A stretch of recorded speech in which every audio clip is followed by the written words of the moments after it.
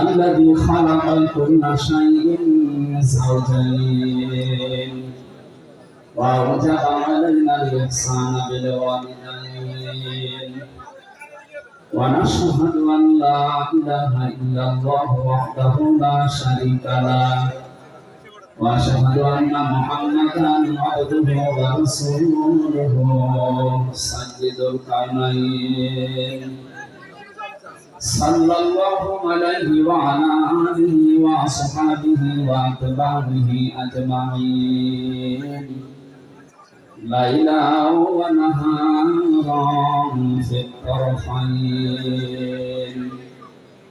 فقد قال الله تعالى في كلامه المجيد وبرهانه التوحيد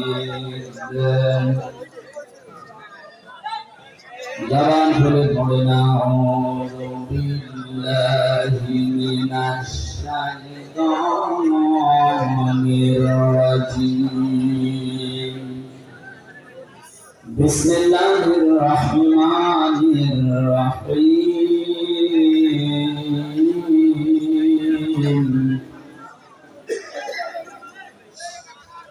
ولقد ذرأنا لجهنم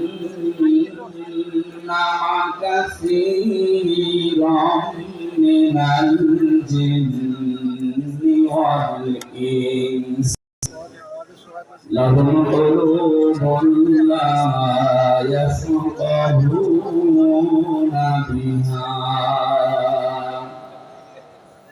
ولهم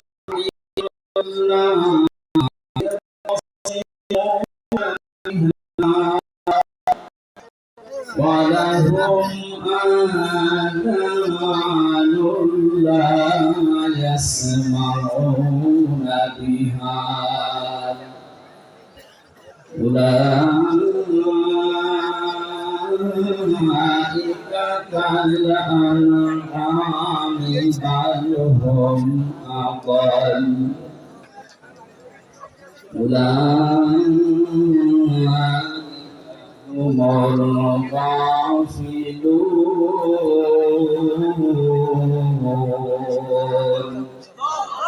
صدقت يا ربنا عن أبي هريرة رضي الله تعالى عنه قال قال النبي صلى الله عليه وسلم من قرأ القرآن فاستظهره فحل حلاله وحرم حرامه أدخله الله الجنة وشفعه في 10 من أهل بيته كلهم قد وجبت له النار رواه ابن ماجه وما زادهم إلا إيمانا وتسليما اللهم صل على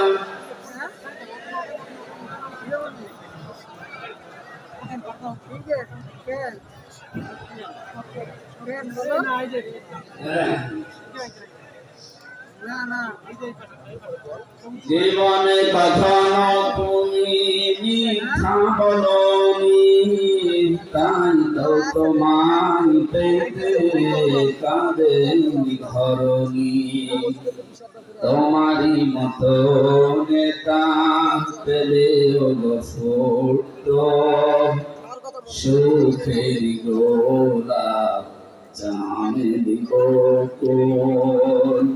আলহামদুলিল্লাহ, বাংলাদেশের ঐতিহ্যবাহী জেলা খুলনা শিরোমণি মাধ্যমিক বিদ্যালয় ময়দানে শিরোমণি হাফিজিয়া মাদ্রাসার উদ্যোগে 65তম 3 দিনব্যাপী মহাবিশ্বের মহাবিশ্বর আমাদের মালিক আমাদের মুনিব মহান রব্বুল ইজ্জাত ওয়াল জালালের মুখের পবিত্র বাণী কোরআনে কারীম এই মহতী অনুষ্ঠানের সম্মানিত সভাপতি বাংলাদেশ জামাতে ইসলামী কেন্দ্রীয় কমিটির সেক্রেটারি জেনারেল শিরোমণি হাফিজিয়া মাদ্রাসার সম্মানিত সভাপতি বিশিষ্ট রাজনীতিবিদ সাবেক সংসদ সদস্য ইসলামিক চিন্তাবিদ শিক্ষাবিদ জনাব অধ্যাপক মিয়া গোলাম পরোয়া আতালাল্লাহু উমরাহু ওয়া বারাকাল্লাহু ফি হায়াতি, বলেন আমিন। যে বাবা তাকে জন্ম দিয়েছেন তিনি কবরে আছেন, মরহুম মিয়া আব্দুল হামিদ। আল্লাহ রাব্বুল আলামিন তার কবরটাকে যেন জান্নাতুল ফেরদাউস বানিয়ে দেন। এখনো পর্যন্ত তার মা জীবিত আছে, হায়াতে তাজ্জিবা সিহতে কুল্লিয়া কামনা করছি, বলেন আমিন। যে মাদ্রাসার উদ্যোগে আজকের এই অনুষ্ঠান, জন্মলগ্ন থেকে পর্যন্ত যারা এই মাদ্রাসার দায়িত্বে আছে, অনেকে কবরে আছে। বিশ্বনবী মুহাম্মদ রাসূলুল্লাহ ঘর মাদ্রাসা, এর দায়িত্বে যারা আছে, নবীর সম্মানে আল্লাহ তাদেরকে যেন মাফ করে দেন। বিশ্বনবীর খাবে এই পরিচয় নিয়ে হযরতে ওমর বিশাল একটা ফায়দা তিনি নিয়েছিলেন। আমি তার জীবনীতে পড়েছি, তিনি সন্তানকে মাদ্রাসায় দিয়ে ওই সময় প্রধান বিচারপতির দায়িত্বে ছিলেন হযরতে আলী রাদিয়াল্লাহু তাআলা আনহু। তিনি তার সন্তানটাকে দিলেন মাদ্রাসা, হযরতে হুসাইন। বারবার কলম ফেলে দিচ্ছে টেবিল থেকে, আর বলছে আমাকে তুলে দাও, তুলে দাও। তিনবার তিনি তুলে দিলেন। চতুর্থবার বললেন, দেখো বারবার কলম আমাকে তুলতে বলো, আমি কি তোমার খাদেম, আমি কি তোমার চাকর?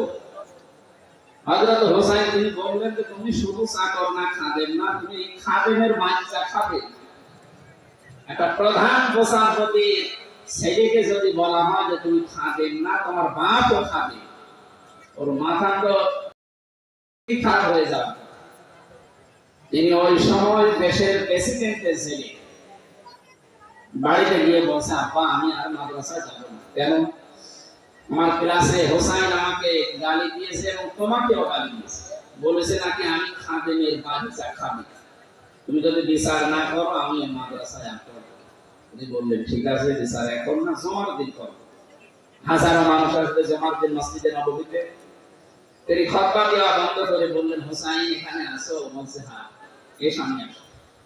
তুমি ক্লাসে সবার সামনে আমার ছেলেকে আব্দুল্লাহকে খাদেমের বাচ্চা খাদেম বলে গালি দিয়েছো, অপমান করেছো? বলছে, হ্যাঁ। কেন করলে? হযরত হোসাইন বললেন, খলিফা বুকে হাত দিয়ে বলেন তো, আপনি কি আমার নানার খাদেম ছিলেন না? হযরত ওমরের কথা বলতে হয়ে গেছে, চোখ দিয়ে দরদর করে পানি ঝরছে। ডাক দিয়ে বলেন, ওদের স্বামীরা বিচার হয়ে গেছে। ছোট মানুষ আব্দুল্লাহ তো বোঝে না, ডাক দিয়ে বলে, বাবা বিচার তো তুমি শুরু করলে না, হয়ে গেল কি করে? হযরত ওমর বলে, সন্তান যে বিচার করেছি এটা দুনিয়া না, মরণের পরের কাছে লাগবে। ও হুসাইন, তুমি যে কথাটা বললে এটা কি লিখে দিতে পারবে? আমি একটু দলিল চাই। ছোট মানুষ তো আবেগে বলছে, নিয়ে আসেন খাতা কলম নিয়ে আসেন। কাগজ নিয়ে এসেছে, খেজুর পাতা। উনি লিখে দিলেন, ওমর আমার নানার খাদেম ছিল, আমি দেখেছি, এটি হুসাইন ইবনে আলী। সই করে দিলাম। কাগজটা হাতে নিয়ে হযরত ওমর সুমাকে দেন, চোখে মুখে লাগিয়ে বললেন, নবীর সাহাবীরা আমি যখন মারা যাবো এই কাগজটা আমার কাপড়ের ভেতরে দিয়ে দিও। কিয়ামতে যদি আমার জীবনের কিছুই কবুল না হয়, আল্লাহ যখন আমাকে দাঁড় করাবে তার সামনে, জীবনে কিছুই যদি আল্লাহর ভালো না লাগে, শুধু কাগজটাকে দেখাবো, রব্বুল আলামিন তোমার নবীর নাকি লিখে দিয়েছে আমি নবীর খাদেম ছিলাম, এই ওসিলা হলে তুমি আমাকে মাফ করে দাও। জান্নাতের গ্যারান্টি তিনি জীবিত অবস্থায় পেয়েছিলেন। তারপরে এই চিন্তা ছিল তার, নবীর এই ঘরের দায়িত্ব ৬৫ বছর যারা পালন করছে, অনেকে কবরে আছে, ওরাও হযরত ওমরের মতো একটা কিছু নিয়ে আল্লাহর সামনে দাঁড়াতে পারবে।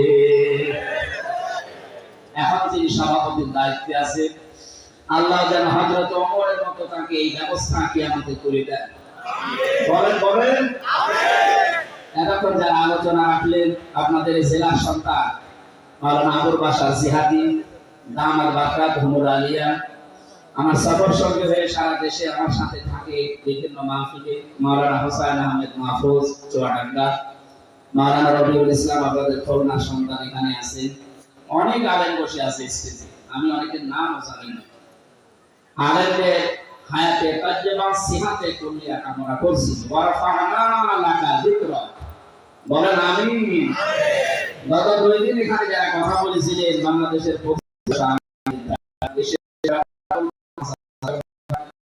গতকাল কথা বলেছেন মাওলানা মনিরুজ্জামান।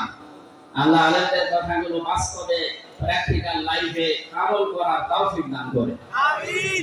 সামনে বসা মুসলমান ভাইরা, পর্দার আড়ালের সম্মানিতা মা এবং বোনেরা, প্রশাসনের ভাইরা, আমি আসার সময় যে গ্যাদারিং দেখলাম মানুষ যে কি কষ্ট পাচ্ছে, আমরা এভাবে বেশি সময় আপনাদেরকে কষ্ট দেব না। তাফসীর আকারে কিছু কথা বলার চেষ্টা চালাবো, আমার তাওফীক ইল্লা বিল্লাহ। যে আল্লাহ আমাদেরকে দয়া করে এখানে নিয়ে আসলে এটা আমাদের কৃতিত্ব না, আল্লাহর নিজের দয়া। সাবেক এমপি সাহেবকে এমপি বানাতে কমপক্ষে 3.5 থেকে 4 লক্ষ মানুষ লেগেছে, রায় লেগেছে, ভোট লেগেছে, কথা বলে না। এনারা নির্বাচিত করেছিলেন ওনাকে, উনি নির্বাচিত এমপি ছিলেন। আল্লাহ এই শব্দটা কোরআনে কারিমে সূরা তেলাওয়াত করলেন আমার আগে যে কারি সাহেব উনি পড়ছেন। আমি ওই সময় মনে মনে ভাবছিলাম আল্লাহ আমাদেরকে আজকে নির্বাচিত করেছে। আল্লাহ পাক বলেন হুয়া জাতাবাকুম, তিনি আল্লাহ তোমাদেরকে নির্বাচিত করেন।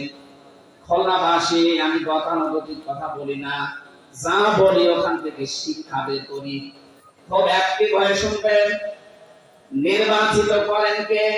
আল্লাহ। লক্ষ লক্ষ নবী দুনিয়ায় এসেছে, লক্ষ কোটি মানুষ আল্লাহ দুনিয়ায় পাঠিয়েছে আদমের সন্তান, কিন্তু বিশ্ব নবীর উম্মত হওয়ার জন্য সবাই নির্বাচিত হয়নি। আল্লাহ আমাদেরকে নির্বাচিত করেছেন। কথা বলেন না কেন? অন্তত এই শিরোমণি এবং এই ডোমরিয়া ফুলতলা মিলে 3.5 থেকে 4 লাখ মানুষ বাস করেন ভোটার শুধু, বাকি আরো 4 লাখ যদি ধরেন তা 8-9 লাখ হবে। এতগুলো মানুষের ভেতরে থেকে মাত্র এই লক্ষাধিক মানুষকে আল্লাহ নিয়ে আসলে এতে বোঝা যায় আল্লাহ আমাদেরকে নির্বাচিত করেছে। এবার জবাব দেবেন বোঝা শোনার পর। নির্বাচিত করা হয় যে পদ্ধতিতে, ওর নাম নির্বাচন। ওর নাম কি? বলেন বলেন।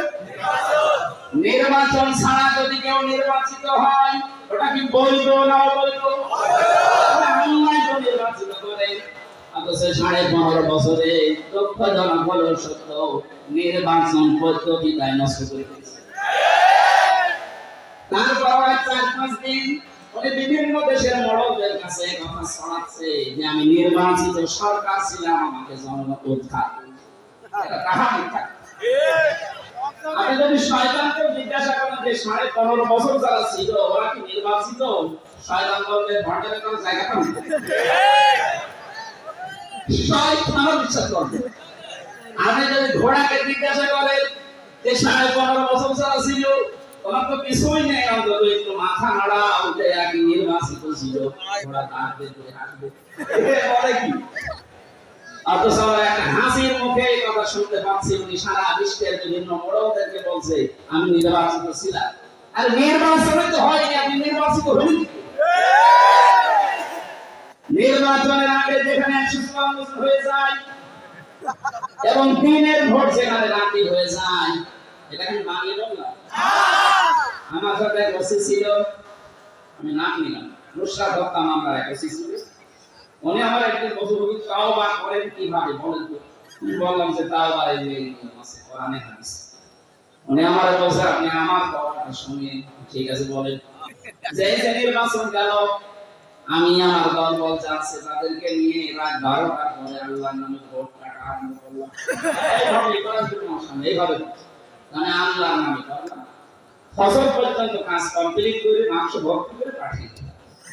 এবার আমি গোসল করলাম, ওযু করলাম, 2 রাকাত নামাজ পড়লাম, এরপরে বললাম আস্তাগফিরুল্লাহ।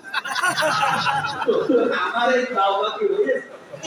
আল্লাহকে তাওবা বলে আপনি কি দোষ আল্লাহর কাছে করেছেন যে আল্লাহকে বলছেন আস্তাগফিরুল্লাহ? আপনি দোষ করেছেন হামজার কাছে। আমার মতো 3.5 লাখ 4 লাখ হামজা এই রায় দেওয়ার কথা ছিল, আমি নিজেই দিয়ে দিই। এটা কি শুধু ওসি একা দিয়েছে না সারা দেশের অবস্থা এক? আপনি দিনের ভোট রাতে করে ফিরেছেন, তারপরও বলেন আমি নির্বাচিত, আমি লজ্জা করে না? লজ্জা তো নেই, কবে কি এক ছেলে এসে কাঁদছিল বাবার কাছে, কাঁদিস কেন, কথা বলছে, কাঁদিস কি বলবে তো, মন খারাপ বল, কাঁদিস কি, সমস্যা কি, রেজাল্ট দিচ্ছে, রেজাল্ট দিয়েছে তো বললে তো হয়, তুই ফেল না পাস, যা আব্বা ফেল করলে তো কথা ছিল, ছিলাম ফাইভে নামিয়ে দিয়েছে কি, আমার ফাইভে উঠতে তুই বললাম চাবিটা পড়ে গেলে আমি বাকিটা না নাই বললাম, কি বলবা ফাইভে ছিলেন দিনে নেমে গেছি। আজকে বাংলাদেশের অবস্থা এই, এখন ফাইভে 2 বছর পড়াশোনা করা লাগবে। সুতরাং নির্বাচনের ব্যবস্থা যারা ধ্বংস করে দিয়েছেন, নষ্ট করে ফেলেছেন, আমরা অন্তর্বর্তীকালীন সরকার যারা আছে আহ্বান জানায় দেশের জনগণ, বেশি সময় না নিয়ে খুব তাড়াতাড়ি অল্প সময়ের ভেতরে একটা সম্মানজনক সময় নিয়ে নির্বাচনের মাধ্যমে নির্বাচিত সরকারের হাতে দেশটা তুলে দিন। তাহলে যে ষড়যন্ত্রগুলো চলছে এগুলো অটোমেটিক বন্ধ হয়ে যাবে। আর যদি এভাবে থাকে আমরা নতুন নতুন ইস্যু তৈরি করে আমার এই দেশটাকে ঘোলাটি করব, আমরা এই ঘোলা পানিতে আর মাছ শিকার করতে দেব না ইনশাআল্লাহ। সুতরাং নির্বাচিত হয়ে আমরা এখানে বসে আছি, আল্লাহর নির্বাচিত, কার? আল্লাহ। মাইয়ারিদিল্লাহু খায়রা ইউফাকিহু ফিদ্দীন, আল্লাহ যার কল্যাণ কামনা করেন তাকে দ্বীনের জ্ঞান দান করেন। এখানে এসেছে আজকে দ্বীনের কিছু পাওয়ার জন্য না, কারণ দল মত নির্বিশেষে এটা শুধু যারা জামাত ইসলাম করে, যারা সালমানায় পীরের মুরিদ, যারা হেফাজত ইসলাম তাদের অনুষ্ঠান না, এটা মানুষ পদবাচ্চে যারা বিবেচিত তাদের অনুষ্ঠান। এটা সব ধরনের মানুষ এখানে আছে, কথা বলে না কেন? কোরআনে কারিমে আল্লাহ তাই দিয়েছেন, হাযা বায়ানুল লিন্নাস, এটা মানুষের জন্য বর্ণনা। কোন মানুষ? এই যে লিন্নাস, এখানে আলেম আছে যারা তাদেরকে বলছি, লাম শব্দটা আরবি গ্রামার অনুযায়ী 19টা অর্থে ব্যবহার হয়, আর বালাগাত মান থেকে ব্যবহার হয় 13টা অর্থে। এখানে 9 নাম্বার অর্থ আছে বালাগাত মান থেকে। আমি পড়েছিলাম আগে থাকতে, আমি দেখেছি লাম ব্যবহার করা হয় জীবিত মানুষদের জন্য, তাদের জন্য, জীবিত মানুষদের জন্য। কোরআন শরীফ আল্লাহ বর্ণনা করার জন্য, বক্তব্য দেওয়ার জন্য দিয়েছেন জীবিত মানুষদের সামনে। কাদের সামনে? দক্ষ যারা ঘর সত্য। 15.5 বছরে আমরা জীবিত মানুষদেরকে কোরআন শোনাতে এই তুলনায় পারি না। বলেন যে কেন এই যে অনুষ্ঠান হতো না, আমাদের কানে কানে এমন কথা বলা হতো যে মানুষ মরে গেছে, এরকম কথা। এই করোনায় বহুবার আমি কুষ্টিয়া থেকে আসার চেষ্টা চালিয়েছি, আপনারা আসতে দেন। যারা দেননি কোরআনে কারিমের এই অনুষ্ঠানগুলোতে বাধা দিয়েছেন, আপনি বিশ্বাস করতে পারেন আপনি কাফের। সূরা হামিম সেজদার 26 নম্বর আয়াত। 1500 বছর আগে আবু জেহেল এই সিদ্ধান্ত নিয়েছিল যে লা তাসমাউ লিহাযাল কোরআন, সব চলতে দাও, কোরআনের আলোচনা যেন মুহাম্মদ না করে। শুধু না করে এতটুকু আবু জেহেল ছেড়েছিল না, অলগফি যেখানে অনুষ্ঠান করবেন কোরআনে কারিমের সেইটাই বন্ধ করা লাগবে। ঢোল ঢোকি তবলা বাজিয়ে বিভিন্ন হট্টগোল তৈরি করে দরকার হয় 44 ধারা জারি করে দেবে। এখন যদি বলেন অলগফি এর ভিতরে 144 ধারা কোন জায়গায় আছে? আপনি ফি জিলালিল কোরআন করেন, ওখানে বাংলায় না, এই যে অঙ্কে লেখা আছে 144 ধারা। যিনি তাফসীর করেছেন ওখানে বাংলা যিনি অনুবাদ করেছেন লেখা আছে। সুতরাং দুনিয়াতে যারা কোরআনের অনুষ্ঠানগুলো বন্ধ করার চেষ্টা করে তাদের উদ্দেশ্য এই লাআল্লাকুম তাগলিবুন, আশা করা যায় তারা বিজয় থাকবে, গালিব থাকবে। 1500 বছর আগে আবু জেহেল খুব ভালো করে জানতো আমি যে চেয়ারে বসে আছি এই চেয়ার অবৈধ চেয়ার, অবৈধ চেয়ারের পায়া নড়বড়ে হয়। ও ভালোভাবে জানতো মুহাম্মদ যেটা বলতে চায় এইভাবে যদি মানুষ বসে, এটা আমার চেয়ারের পায়া থাকার কথা। আমার মনে হয় এই 15.5 বছরে যারা দায়িত্বে ছিল এরাও মনে ছিল হামজা যেটা বলতে চায় এটা মানুষ বসে আমার চেয়ার থাকবে। এই জন্য কত বড় বড় বুজুর্গ নিয়ে আসতো, সাদিয়া মসজিদে ইমাম আসতো, বাধা নেই, তাহির ভাই আসে, বাধা নেই।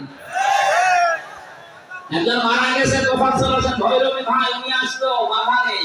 আমি হামজা যেন না আসে, কেন? ওরা এসে আপনার বাবার কথা বলেন।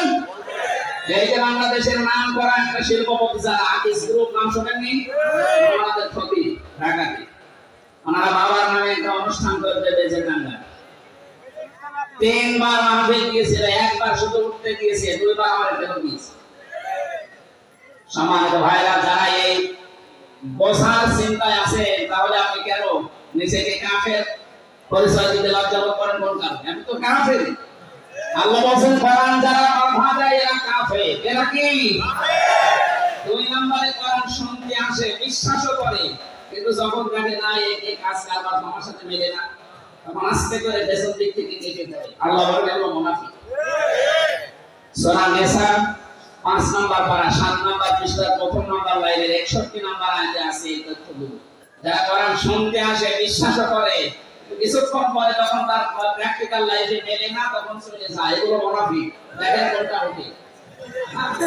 প্রসাব পায়খানা আর বিড়ি খাওয়ার জন্য বেরিয়ে যাবে, ওকে সেটা যে বিড়ি তৈরি হয়, এটা লাভ দিয়ে ভালো লাগছে না এই বলে যদি কেউ চলে যায়, ও কি বলেন বলেন? আমার মনে হয় অন্তত এই তিনটা কেবল ছাড়া আর কেউ যাবে না। 3 নম্বরে কোরআন শুনতে আসে যারা, তারা মুমিন। তারা কি? সূরা আনফালের 2 নম্বর আয়াতে আল্লাহ তাদের পক্ষে এমন একটা সুন্দর কথা জানিয়েছেন, আপনি একটু মিলাবেন। আজকে জন্মের পর থেকে আপনি শুনেছেন না, ওভাবে আধুনিক ভাবে শুনেন। ইন্নামাল মুমিনুনা আল্লাযীনা ইযা যুকিরাল্লাহু ওয়াজিলাত কুলুবুহুম ওয়া ইযা তুলিয়াত আলাইহিম আয়াতুহু যাদাতুহুম ঈমানা ওয়া আলা রাব্বিহিম ইয়াতাওয়াক্কালুন। বলেন আল্লাহু আকবার। আল্লাহ পাক বলেন আমার দৃষ্টিতে, কার দৃষ্টি? আরো জোরে বলেন। আপনি নিজের সাথে এবার মিলাবেন। খুলনা বিভাগের মানুষেরা আমরা নিজেদেরকে সবচেয়ে বেশি ভালোবাসি অন্যান্য বিভাগের চাইতে, কারণ এই বিভাগে আমার জন্ম। আমি খুলনার নিজেদেরকে বাইরের যখন জেলাতে যাই, বাইরের দেশগুলোতে, বাড়ি কোথায় হয়তো কুষ্টিয়া, চুয়াডাঙ্গা, মেহেরপুর বলেছি, খুলনা বলা লাগে। আমি আপনাদের সন্তান হিসাবে ভালোবাসা আপনাদের উপরে বেশি আছে, এই দাবি নিয়ে বলছি। আমি চাই না আপনি জাহান্নামী হয়ে যান। আপনি মিলান তো। আল্লাহর দৃষ্টিতে মুমিন তারা যাদের সামনে আল্লাহর নামগুলো উচ্চারণ হলে তাদের কলিজা কেঁপে ওঠে। ভয়ঙ্কর কাজ করেছে আপনারা এই জেলা। আর এখানে বাড়ি, আমি নাম শুনেছিলাম রিমান্ডে থাকাকালীন, ইমরান হোসেন ইমন নাকি নাম, শেখ ইমরান হোসেন ইমন। এই মানুষটা যাদেরকে নিয়ে আসতো অফিসার হিসাবে, তারা আল্লাহ পর্যন্ত ভুল করতো। এটা হাফিজ সাহেবের বড় ছেলে দেখা ডাক্তার শেখ মহিউদ্দিন সাহেবের সাইন দিয়ে করেছে, হারাম কাজ করেছে। বলেন কোরআনে কারিমে তো আল্লাহ 2 2 3 3 4 4 নাম দিয়েছে, যে 4টা পর্যন্ত বিবাহ করতে পারো। তোমার সামর্থ্য আছে শারীরিক এবং অর্থনৈতিক, তুমি যদি ইনসাফ কায়েম করতে পারো তো ভালো কাজ করছো। কথা বলেন না কেন? আরো উদ্বুদ্ধ করবে কিনা, আরো ধন্যবাদ জানাবে। ওনার উদাহরণ তিনি বলতো, আপনি যেখানে চাকরি করেন ওই মালিক সাইন দিয়ে করেছে, মানে হারাম কাজ করেছে। আল্লাহ কিভাবে একটা পুরুষকে 4টা বিয়ের অনুমতি দেন, একজন মহিলাকে কেন দেয় না? আল্লাহ এলাকা যদি চেষ্টা করতো, যে একদম এডিসি ছিল, চেষ্টা করলে আমাকে অনেক কিছু থেকে সেভ করতে পারতো। বিপদে পড়ার জন্য সাল আগে উনি আর পাই করেছিল। আল্লাহর নাম শুনলে উনি জানতো যে কোরআনের হাফেজ। আমি সব সময় মাটির নিচে যে ঘরে আমাকে রেখে দিয়েছিল, সব সময় আমি ওই রিমান্ডে থাকাকালীন কোরআন নিয়ে পড়তাম, অন্য কিছু নেই। দেখতো যে লোকটা সারাদিন সারা রাত বসে বসে আল্লাহ কোরআন পড়ছে। আল্লাহর কথাগুলো শুনলে ওর ভেতরে ঈমান থাকলে ভেতরে কাঁপ ধরবে। অজিলাত কুলুবুহুম, কাঁপ ধরা দূরের কথা, এই মানুষগুলোর বৃদ্ধি আরো বেড়ে যেত। মনে হচ্ছে কিয়ামত পর্যন্ত ক্ষমতা থাকবে। কিছু কিছু মানুষের নাম আমি বলতাম ফোড়াই কিয়া, ওরা নাম সরাসরি যদি প্রধানমন্ত্রীও বলে তাও তার মানি না। কেউ কথা বলতে আল্লাহ এজন্য এমন অপমান করেছে, বাবা এখন ছেলে, ও এখন পালিয়ে বেড়াচ্ছে। অপমান এখন হয়নি, আরো অপমান করবে। আমি আল্লাহর বিরুদ্ধে অবস্থান নিয়েছি। আল্লাহর কথা বললে যাদের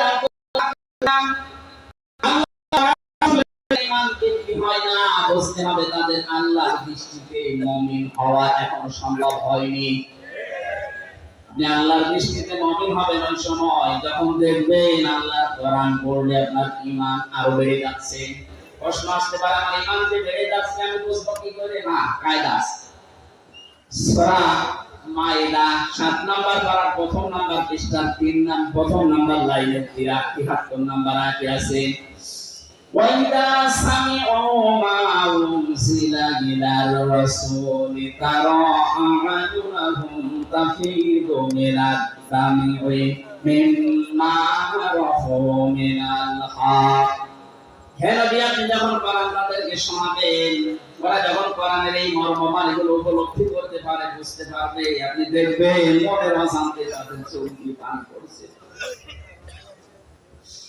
এখানে যারা বসে আছে লক্ষাধিক মানুষ, আমরা সবার চোখে পানি আসবে না। আজকের আলোচনা শোনার পরে দেখবেন কিছু মানুষের চোখ দিয়ে মনের অজান্তে পানি পড়ছে। ওয়ালা রাব্বিহিম ইয়াতাওয়াক্কালুন, বাড়ি যাওয়ার আগে তারা সিদ্ধান্ত নিয়ে যাবে আজকে থেকে আল্লাহ ছাড়া কারো উপর ভরসা করব না। এই তিনটি বৈশিষ্ট্য তাদের ভেতরে আছে। আল্লাহর নাম শুনলে কলিজায় কাঁপ ধরবে, আল্লাহর কোরআন শুনলে ঈমান বেড়ে তাদের চোখ দিয়ে পানি আসবে, আল্লাহ ছাড়া কাউকে ভরসার স্থান মানাবে না। আল্লাহর দৃষ্টিতে এরা প্রকৃত মুমিন। এরা কি? আল্লাহ এই মানের শ্রোতা হওয়ার তৌফিক দেন, বলেন আমিন। সুতরাং আমরা নির্বাচিত হয়ে যারা এখানে বসে আছি, আমরা খুশি না বেজার? বলেন বলেন, জমান হয়ে বলেন আলহামদুলিল্লাহ। দরুদ আর সালাম পড়ছে আমাদের নবী মুহাম্মদ রাসূলুল্লাহ সাল্লাল্লাহু আলাইহি ওয়াসাল্লামের প্রতি। আমার আজকের তেলাওয়াতকৃত আয়াত আপনারা দেখেছেন, এটা পরিচিত আয়াত পড়েছি, অনেকের কাছে এটা মুখস্থ আছে। সূরা আরাফ আয়াত নাম্বার 179, একটা মাত্র আয়াত পড়েছি। বিশ্বনবীর লক্ষ কোটি হাদিস থেকে মাত্র একটা হাদিসের অর্ধেক পড়েছি। আমরা এই দুইটা নিয়ে কিছু আপনাদের সামনে বলবো। আল্লাহ যেন আমাকে তৌফিক দেন, আপনাদের ধৈর্য দেন, বলেন আমিন। এটা কি বিড়ি খেতে যাচ্ছে নাকি ওই নাম্বারে? না, ভালো হবে। যুবক মানুষ যদি উঠে চলে যায়, 1-1.5 ঘন্টা বসে থাকতে পারে না। ও বিয়ে দিলে বউ দেখবে।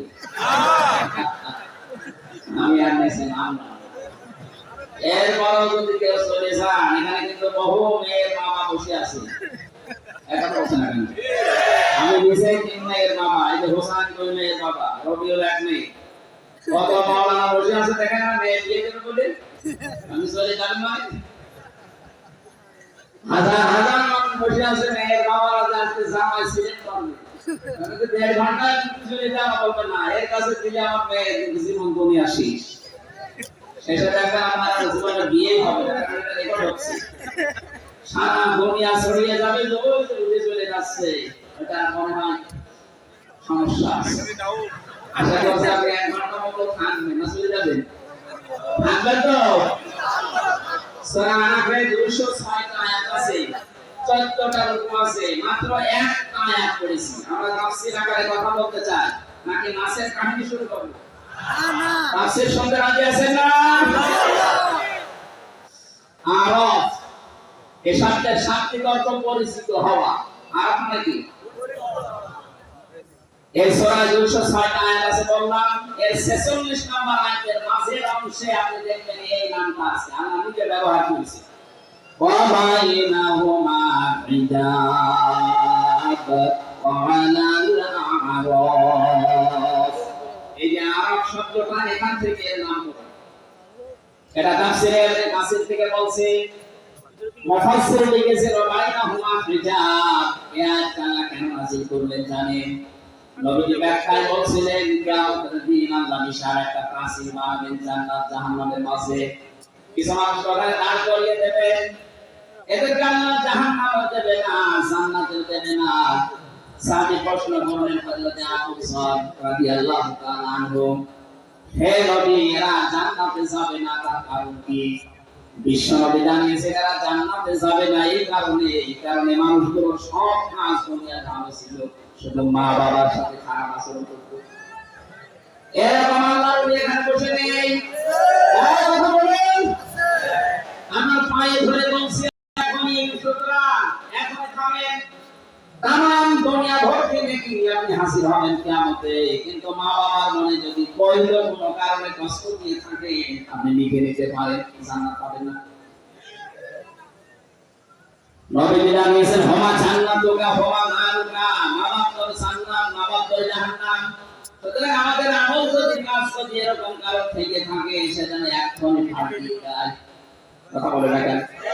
আর আমি যতদূর লেখাপড়া করেছি, আমি বাস্তবতা যতটুকু দেখছি, আমার বয়স অল্প আপনাদের চাইতে আমার 33 বছর, কিন্তু বাস্তব অভিজ্ঞতা আপনাদের অনেকের চাইতে আমার বেশি আছে।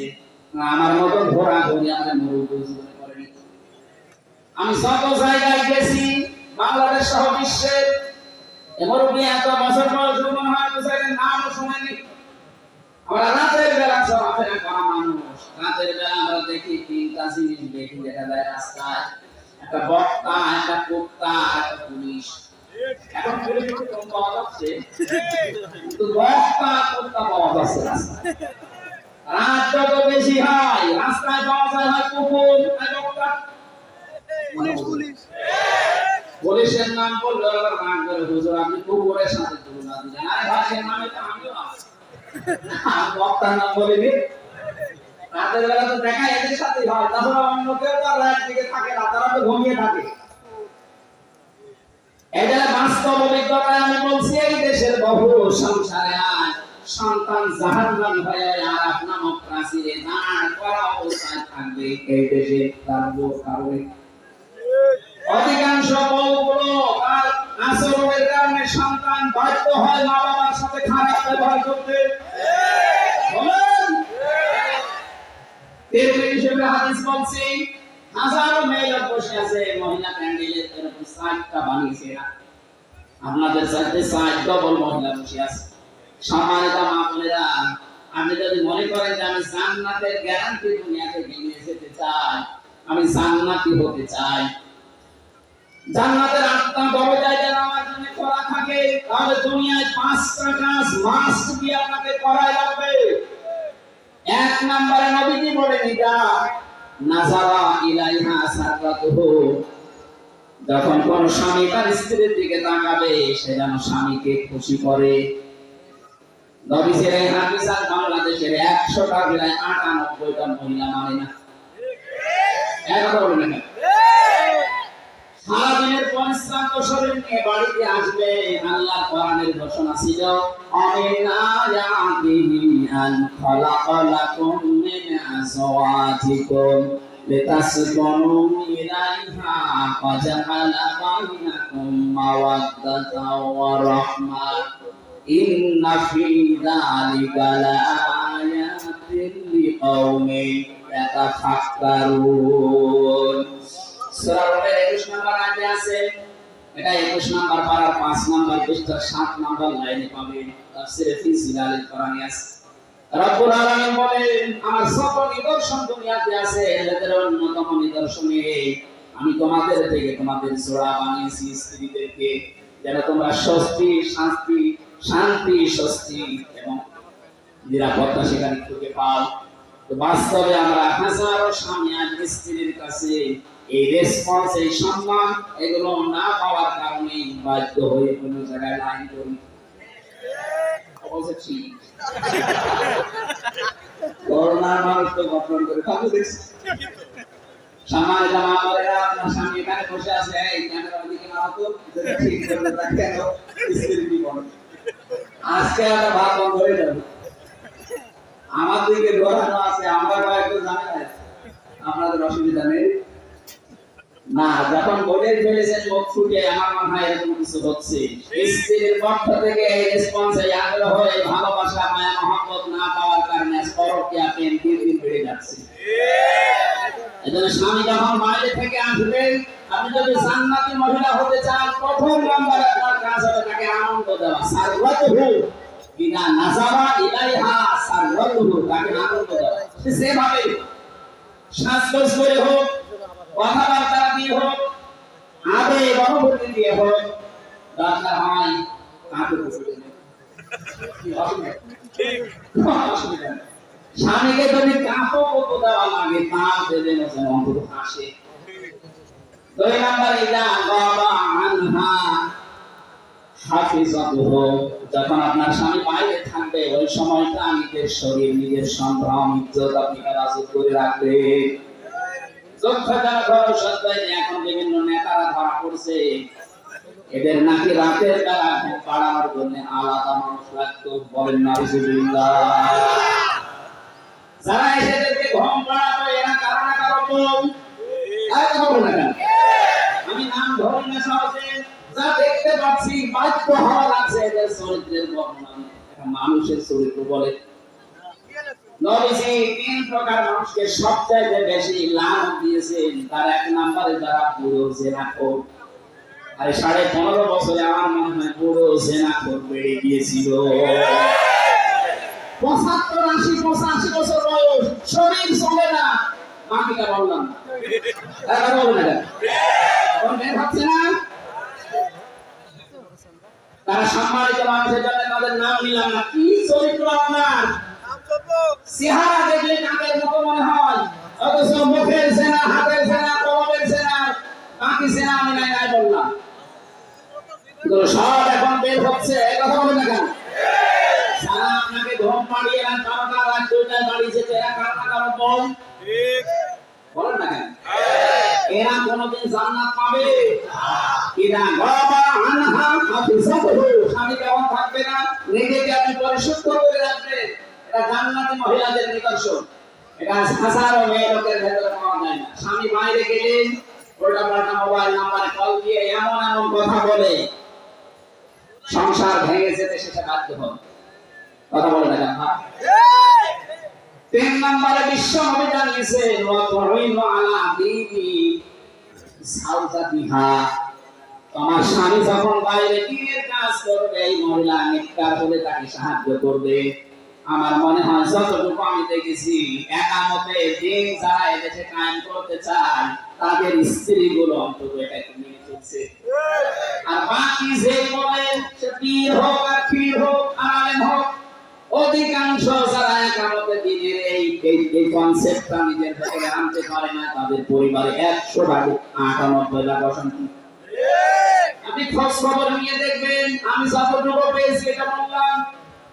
সম্মানিত মা-বোন যারা এসেছেন, আপনার স্বামী যদি মানব কল্যাণমূলক কোনো কাজে থাকে, যদি দিনের কাজ করে, দিন প্রচারে, দিন প্রসারে, দিন কায়েমে, সে কাজে থাকবে, আপনি তাকে খাদিজার মতো সাহায্য করবেন।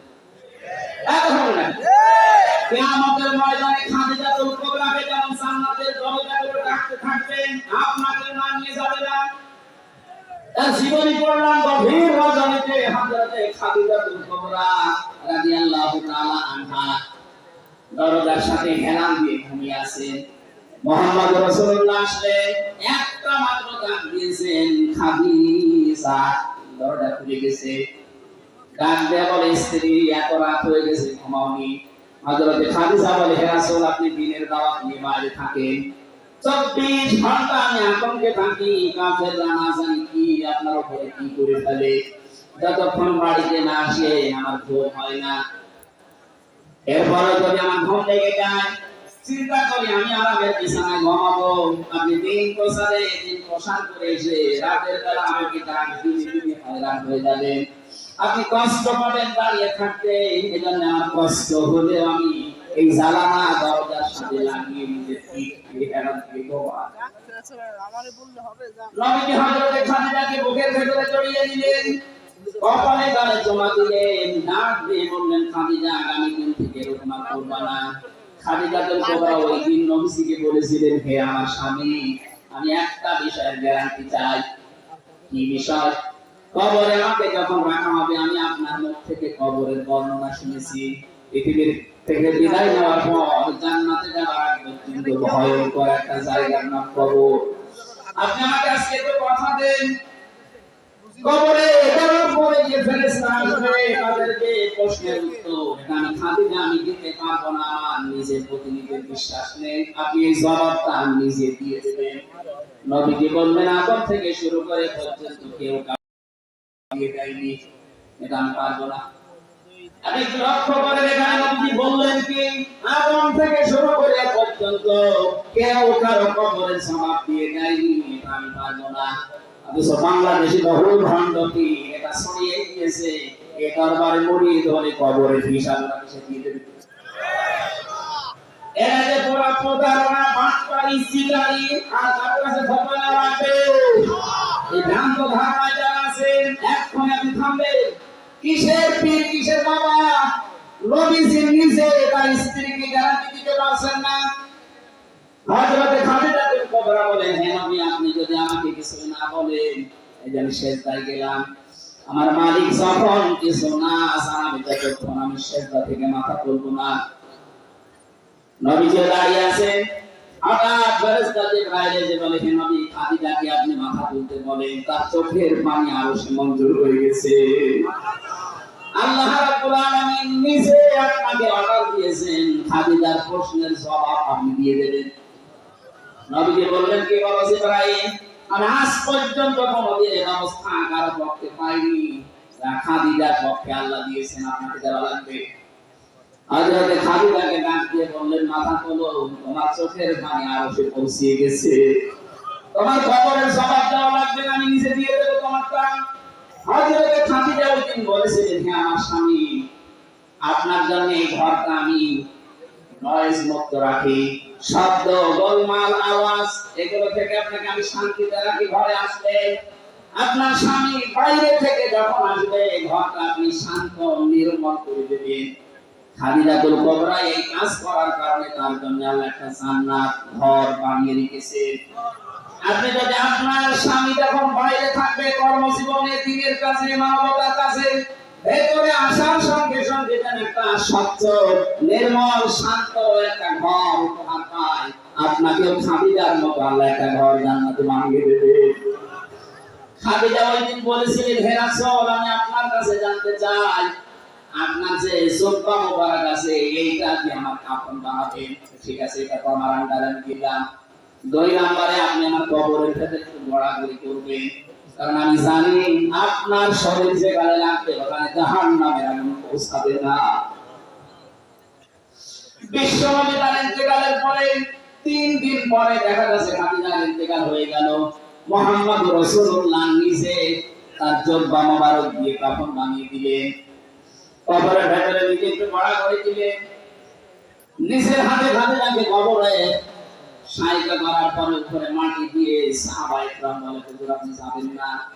নবীজি বলেন, সাহাবীরা তোমরা চলে যাও, খাদিজার সাথে আমার কিছু কথা দেওয়া আছে। কিছুক্ষণ পরে ফেরেশতা এসে বলে, আমার রব্বুকা, আমার মালিকুকা, আমাকে ওটা। ওপর থেকে মুহাম্মদ রাসূলুল্লাহ ডাক দিয়ে বলছে, ফেরেশতারা থামো, খাদিজাকে প্রশ্ন করার দরকার নেই। খাদিজা আল্লাহ, আমার ওই আল্লাহ, খাদিজার ধর্ম আমার ধর্ম, আর খাদিজার নবী আমি নবী, নিজেই বলছি মুহাম্মদুর রাসূলুল্লাহ। ধর্মবাসী, আমি আগেই বলেছি আমার বিভাগ বাংলাদেশে 8টা বিভাগের চাইতে বিভাগের মানুষকে এমনিতে একটু মানুষ হিসাবে ভালোবাসি বেশি। এদের আগের নারী পুরুষ আমার কাছে সবচেয়ে বেশি আপন। বড় আশা নিয়ে বড় ভরসা নিয়ে বলছি, আমি দেখতে পাচ্ছেন জাহান্নামী হয়ে যাচ্ছে। অতএব আলা দিনি সাউদাতিহা, 3 নম্বরে নবী বললেন, ওই মহিলাকে আল্লাহ জান্নাতে পৌঁছিয়ে দেবে যে মহিলা তার স্বামীকে দ্বীনের পথে চলার জন্য, দ্বীন কায়েমের জন্য সাহায্য করে, উৎসাহ দেয়। অথচ এরকম মহিলা এখন পাওয়া যাচ্ছে না। কথা বলেন ঠিক কিনা? হয়তো আজকেও যশোরে আমার মাহফিল ছিল দিনের বেলায়, জোহরের সময় চরকাছাতে একটা মেয়ে ফতোয়া দিয়েছে, প্রশ্ন দিয়েছে যে নারী পুরুষের একামতে কাজ করার কোথায় আছে? কোথায় আছে? সূরা তাওবার 71 নম্বর আয়াত বলি, নারী হোক আর পুরুষ হোক, যে যেই স্থানে আছে ওখান থেকে একামতে দিনের কাজ করা, নামাজ রোজার মতো ফরজ। কারণ তার চাইতে বড় ফরজ একামতে দিন কায়েম করতে গিয়ে নবীজি নামাজ ছেড়ে দিয়েছিলেন 4 ওয়াক্ত, রোজা ছেড়ে দিয়েছিলেন বদরের 17 রমজান। একদম দিন কায়েমের জন্য নবীজি যদি নামাজ ছেড়ে দিতে পারেন, কাজা করতে পারেন, রোজা ছেড়ে দিতে পারেন, তাহলে নামাজ রোজার চাইতে এটা আপনার জীবনের গুরুত্বপূর্ণ কাজ। এটা শুধু নারীর জন্য, পুরুষের জন্য না। ওয়াল মুমিনুনা ওয়াল মুমিনাতু বা'দুহুম আউলিয়াউ বা'দ, এখানে মুমিন নারী মুমিন পুরুষ দুজনের কথা আছে। সুতরাং যারা নিজের স্বামীকে ইসলাম কায়েমের জন্য আপনি উদ্বুদ্ধ করবেন, সাহায্য করবেন, সাথ দেবেন, তাকে সময় দিয়ে দেবেন। আল্লাহ আপনার জান্নাতের আটটা দরজা নিজে খুলে রাখবে, বলেন সুবহানাল্লাহ। 4 নম্বরে, স্বামী যতক্ষণ বাইরে থাকবে স্বামীর সম্পদ এবং স্বামীর সন্তান আপনি হেফাজত করে রাখবেন। আজ হাজারো মেয়ে লোক স্বামী বাড়ি থাকে না, সন্তানের হাতে মোবাইল দিয়ে উনি সারাদিন নিজে সিরিয়াল দেখতেছে। না, এরকম মহিলারা চাই না। আমরা চাই খাদিজাতুল কুবরার মতো যিনি ফাতেমা তৈরি করবে, কথা বলেন, যিনি উম্মে কুলসুম তৈরি করবেন, যিনি রুকাইয়া তৈরি করবে, এরকম মা আমরা ঘরে ঘরে দেখতে চাই, কথা বলেন ঠিক কিনা। 5 নাম্বার, ওই মহিলার জন্য জান্নাতের দরজা খোলা রাখবেন যেই মহিলা স্বামী যেটা পছন্দ করে ওটা যদি জায়েজ হয় সে নিজে ওটা পছন্দ করবে। এটা আসবে 100টা 98টা পরিবারে আমরা পাচ্ছি না। স্বামী যেটা পছন্দ করে জায়েজ, অথচ স্ত্রী ওটা চায় না। আমি 27টা পেজ তার একটা বলছি, আমি সহ যত স্বামী এখানে বসে আছে প্রত্যেকটা স্বামী পছন্দ করে এবং চায় যে বিয়ের পরে যেন আমার মা বাবা আমার সাথে থাকে। 100টা 98টা পরিবার এটা চায় না। এই মেয়েটা চায় না শুধু এর দোষ না, এই মেয়েটাকে কান পড়া দেয় ওর মা আর ওর বড় বোন। ওখান থেকে খালি বারবার ফেলতে, আর কতদিন থাকবি, কারণে আলাদা হক। সম্মানিত মা বোনেরা, আপনার মা আপনার বড় বোন যদি আপনাকে জান্নাতে দেওয়ার প্রতিবন্ধকতা সৃষ্টি করে, এরকম মা আর বাবার কথা মানা বুঝে বলে। এটা আরাফ নামক যে প্রাচীরের উপর একটা দাঁড়িয়ে আছে, এই হাদিসের ব্যাখ্যা বলতে গিয়ে আমি হাদিসটা নিয়ে আসলাম। বিশ্ব নবী জানিয়েছেন তাদেরকে আল্লাহ জান্নাতে দিচ্ছে না কারণ তারা মা বাবার হক আদায় করেনি। 2 নম্বর, নবীজি বললেন ওদেরকে জাহান্নামে আল্লাহ দেবে না। সাহাবী প্রশ্ন করলেন হযরত আবু যর গফারী রাদিয়াল্লাহু তাআলা আনহু, হে নবী এদেরকে জান্নাতে দিচ্ছে না, বুঝলাম জাহান্নামে দেবে কেন? বিশ্বনবী বলেন এই মানুষগুলো দুনিয়ার আশায় করুক কিয়ামতের দিন দিনকে কায়েম করার জন্য সর্বাত্মক চেষ্টা চালিয়েছে, এই কারণে আল্লাহ তাদেরকে জাহান্নামে দেবে না। এটা শুধু খুলনা না, সারা পৃথিবীতে ছড়িয়ে যাচ্ছে। কত সাংবাদিক দেখছেন না, সবাইকে উদ্দেশ্য করে আমি ঘোষণা দিতে চাই। সূরা সফের 10 নম্বর আয়াতের দলিল, হালা আদুল্লুকুম আলা তিজারাতি তুনজিকুম মিন আযাবিন আলীম। তোমাদেরকে আমার একটা ব্যবসার কথা বলবো, যেটা করলে জাহান্নামে আগুনে যাওয়া লাগবে না।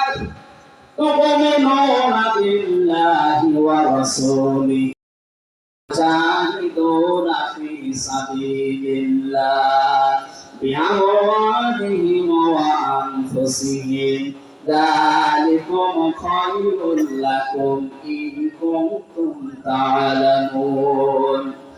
আল্লাহর প্রতি ঈমান আনার পরে রাসূলের প্রতি ঈমান আনার পরে দুইটাকে সামনে নিয়ে তাদের বিধান জমিনে কায়েম করার জন্য জান আর মাল দিয়ে যারা জিহাদ করবে তাদেরকে আল্লাহ জাহান্নামে দেবে না।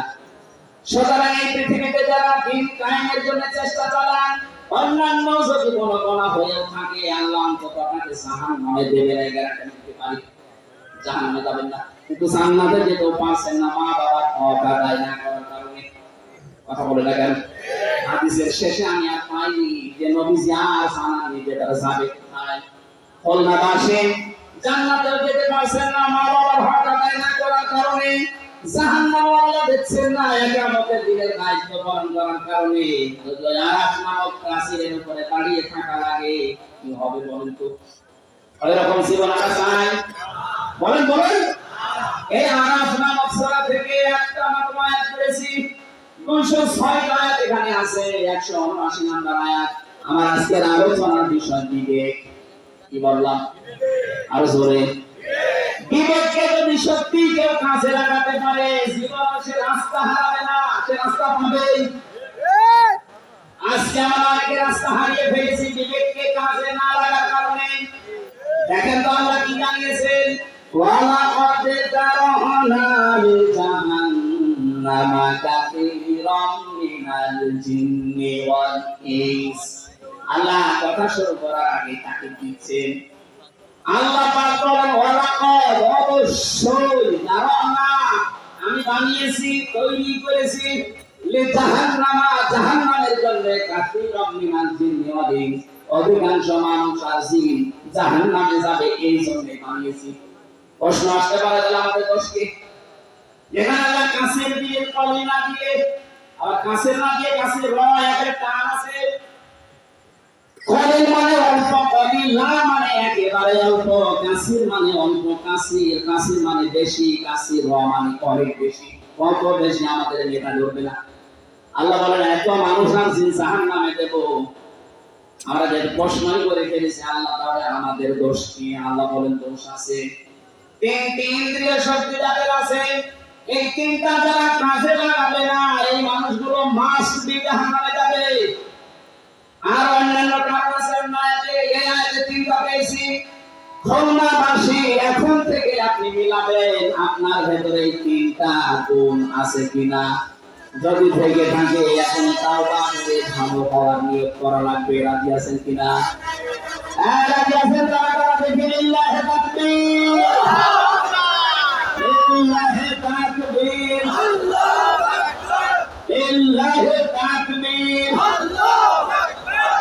আলহামদুলিল্লাহ। ভাই আমরা তিনটা কারণ বলছি, দেখেন আমার ভেতরে যদি থাকে আমি এখন পরিবর্তন হওয়ার সিদ্ধান্ত নিব। এক নম্বরে লাহুল কুলুবুল্লাহ ইফকাহুনা বিহা, তাদের কলব আছে কিন্তু চিন্তা নেই, উপলব্ধি শক্তি নেই। তাদেরকে হৃদয় আল্লাহ দিয়েছেন, এই মানুষগুলো চিন্তা ভাবনা করে না হৃদয় দিয়ে। তাদের বিবেক আল্লাহ দিয়েছেন, বিবেকটা কাজে লাগায় না। আমি যে প্রথমে বললাম মানুষ যদি বিবেক কাজে লাগাতে পারে সে কোনোদিন রাস্তা হারিয়ে ফেলবে না। আজ এই জাতি রাস্তা হারিয়ে ফেলেছে শুধু বিবেকটা কাজে না লাগার কারণে। 2006 সালে এই পৃথিবীর ইতিহাস তারা পাল্টে দিয়েছে। 28 অক্টোবরে এই বিশ্ব দেখার পরে তামাম পৃথিবী হতভম্ব হয়ে গেল। এরপরও আমাদের বিবেকটা কাজে লাগলো না। আপনি চিন্তা করতে পারেন একটা জীবিত মানুষকে পিটিয়ে হত্যা করার পরে তার লাশের উপর একটা মানুষ ড্যান্স দেয় আর তারা এখন মানবতার বলি আছে। 7 সালে যখন ম্যাট্রিক পরীক্ষা দেই আসছিলাম সিরাজগঞ্জ থেকে, রাস্তার মাঝে দেখলাম একটা মরা কুকুর পড়ে আছে। ড্রাইভার গাড়ি চালিয়ে না দিয়ে পাম দিয়ে ঢুকিয়ে দিল। গাড়ি একটু ঝাঁকি দিয়েছে, ডাক দিয়ে বললাম ড্রাইভার সাহেব আপনি কি করলেন? এখন তো উল্টিয়ে যেত গাড়ি। ড্রাইভার আমার বলছে দেখেন না একটা মরা কুকুর পড়ে আছে, আমি ডবল করে আমার চাকা চালাবো, আমার বিবেক নেই। আমি আমাদের সেই বলেছি আরে ভাই এটা তো মরা কুকুর, এ মানলে কি আর না মানলে কি? ড্রাইভার আমার দিকে ঘুরে বলছে হুজুর আপনি কি আসলে হুজুর নাকি বেশ ধরেছেন? আপনি দেখছেন একটা মরা কুকুর পড়ে আছে, আমি ডবল করে গাড়ির চাকা চালাবো, আমার বিবেক নেই। কিন্তু মানুষ নাম কি বলেন বলেন? এটার পরে খাতা দিয়ে দিন বলেছিলাম আপনাকে হিন্দু, আপনার ঈমান নেই কিন্তু বিবেক আছে। বিবেক থাকার কারণে একটা নিকৃষ্ট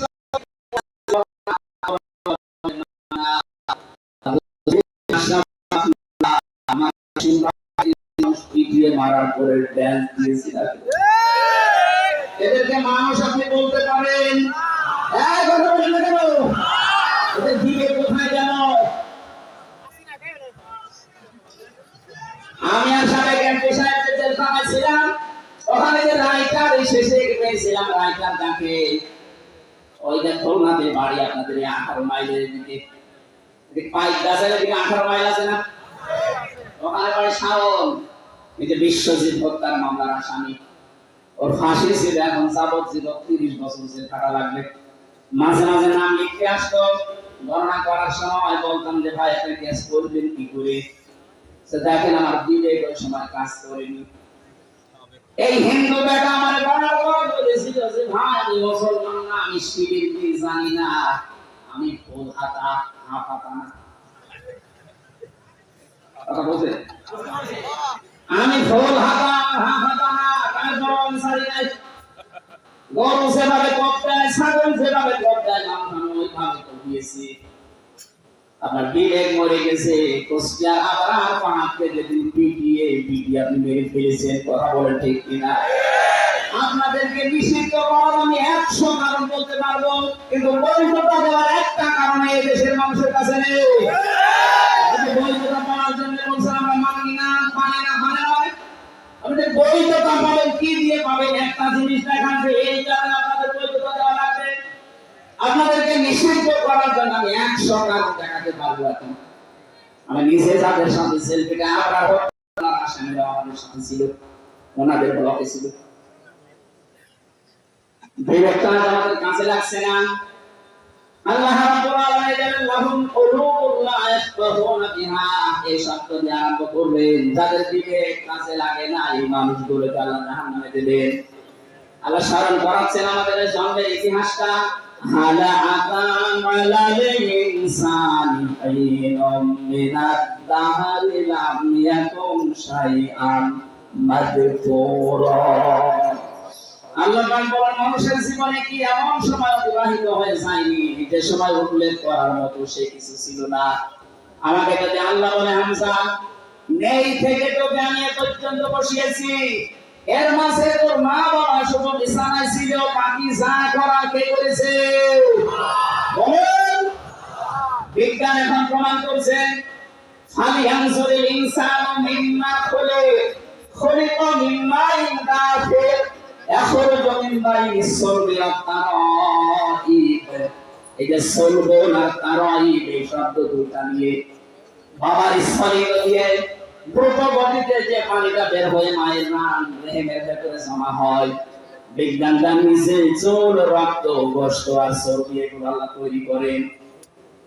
চুল, রক্ত, হাড়, রক্ত, চর্বি আর চামড়া, গোশত, রক্ত, চর্বি আর চামড়া, এই 4-8টা জিনিস যখন এক হয়ে যায়, আল্লাহ বলেন মানুষ তৈরি হওয়ার জন্য 13টা জিনিস লাগবে। বাকি 5টা আমি আল্লাহ আমার রব নামের কারণে তোকে নিচে দান করেছি। ওয়াজআলা লাকুমুস সামআ ওয়াল আবসারা ওয়াল আফিদা। এটা শ্রবণ শক্তি, দর্শন শক্তি, বাক শক্তি, আকল শক্তি আর ঘ্রাণ শক্তি। এটা দুনিয়ায় কেউ দেয়নি, আল্লাহ নিজে দিয়েছেন এই 5টা। এটা কথা বলতে পারি বাক শক্তি, এটা দেওয়া কার? আরো জোরে। আশ্চর্যের বিষয় 15.5 বছরে আল্লাহর এই দেওয়া বাক শক্তিকে অনেকের উত্তম করে রেখেছিল। কথা বলে ঠিক কিনা? অন্তত এখন যারা কথা বলতে পারছি মন খুলে আল্লাহর এই বাক শক্তি দিয়ে জবান খুলে শুকরিয়া আদায় করেন আলহামদুলিল্লাহ।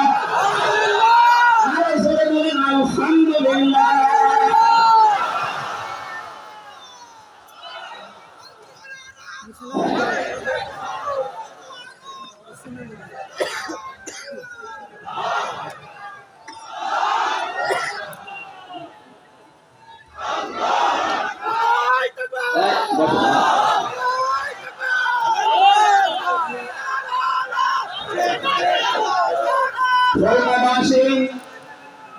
আমার আয়াত থেকে প্রথম এই যে একটা করে আমি যারা এখানে 12টা পয়েন্ট বের করেছি, যারা এখানে কলব কাজে লাগাবে না তাদের এই বিবেক বুদ্ধি এটা যারা কাজে লাগাচ্ছেন না, কি ছিলেন আপনি, কোথায় আসলেন? আমার এই 33 বছর বয়স, 34 বছর আগে হামজা নামে আমার এই জায়গায় দুনিয়ায় কেউ ছিল না। কথা বলেন ঠিক কিনা? দয়া করে আল্লাহ পাক আমাকে এই জায়গা পর্যন্ত নিয়ে এসেছে। আমার বিবেকটা কি একবার কাজে লাগছে না? আমি কোথায় ছিলাম আর কোথায় গেলাম? যে মানুষগুলো জাহান্নামে যাবে, এই মানুষগুলো বিবেক কাজে না লাগার কারণে জাহান্নামের দরজা যখন ফেরেশতা দারোয়ান মালিক দাঁড়িয়ে আছে, হাত্তা ইযা জাউহা ফুতিহাত আবওয়াবুহা ওয়া ক্বালা লাহুম খাযানাতুহা আলাম ইয়াতিকুম রাসূলুম মিনকুম ইয়াতলুনা আলাইকুম আয়াতি রাব্বিকুম ওয়া ইউনযিরুনাকুম লিকাআ ইয়াউমিকুম হাদা। বলেন আল্লাহু আকবার। খুলনাবাসী জাহান্নামে যখনই মানুষকে নিয়ে যাওয়া হবে, দরজা খোলা হবে, প্রবেশ করে আবার দরজা তালা লাগিয়ে দেওয়া হবে। এটা আমি জেলখানায় যাওয়ার পরে আয়াতটা আমি উপলব্ধি করতে পেরেছি। আল্লাহ পাক এখানে জাহান্নামের কথা বলার সঙ্গে সঙ্গে জানান যে জাহান্নামের দরজা খোলা থাকবে না, জাহান্নামের দরজা সব সময় বন্ধ থাকবে, শুধু আপনাকে প্রবেশ করানোর পর আবার তালা লাগিয়ে দেবে। বাংলাদেশের বিশ্বে যত কারাগার আছে, জেলখানা আছে, সব নিয়ম এটা, আসামি প্রবেশ করাবে, করানোর পরে বন্ধ করে দেবে, আবার বের করে দেবে, আবার বন্ধ করে দেবে। কখনো দরজা খোলা থাকে না, 24 ঘন্টা তালা মারা। জাহান্নাম আল্লাহ এইভাবে বানিয়েছে, 24 ঘন্টা তালা মারা থাকবে। ভেতরে ফেরেশতারা উপর থেকে জিজ্ঞাসা করবে, তোমাদের কাছে কি নবী রাসূল চাইনি?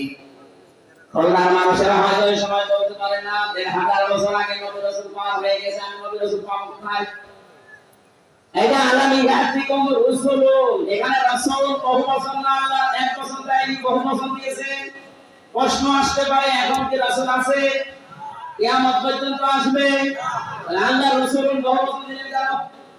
জবাব হচ্ছে ফি জিলালিল কোরআন, ইবনে কাসিরে এই দুইটা তাফসীরের জবাব। আল্লাহ রাসূল বহু বছর দিয়েছেন এর জন্য কিয়ামত পর্যন্ত নবী রাসূল আসবে না ঠিক, কিন্তু নায়েবে রাসূল আছে। কথা বলেন না কেন? তামাম দুনিয়ায় যারা ইলম পেয়েছে, আমরা যাদের আলেম বলি, এই আলেমরা যারা জ্ঞান অনুযায়ী তাদের যোগ্যতা অনুযায়ী আমল করবে, মানুষগুলো নায়েবে রাসূল, নবীর উত্তরাধিকারী। এই জন্য আল্লাহ রাসূল না দিয়ে রাসূল দিয়েছেন। খুলনার মানুষেরা জাহান্নামের দরজা দারোয়ান ফেরেশতা মালিক উনি বলবে, আরে তোদের কাছে নবী আর রাসূল যায়নি, কিন্তু আমির হামজা গিয়েছিল। আবার বলেন মাওলানা হোসেন আহমেদ গিয়েছিল। এই জাহান্নামের কথা কি শোনায়নি?